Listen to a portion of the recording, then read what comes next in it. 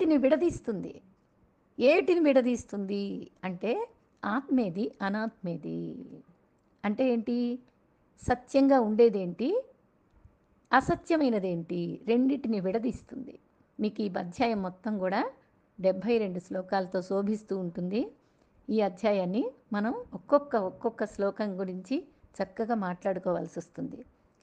ఊరికినే సాంఖ్యయోగం అంటే ఏంటి అనే దాని గురించి మాట్లాడుతున్నాం ఇప్పుడు. ఆత్మేది, అనాత్మేది బాగా విడదీస్తుంది. ఆత్మ ఎప్పుడూ 3 కాలాలలో ఉండేది అని మనకు తెలుస్తుంది. అనాత్మ ఏమిటి అంటే అప్పుడప్పుడు కనపడుతూ ఉంటుంది, అప్పుడప్పుడు కనపడకుండా ఉంటుంది.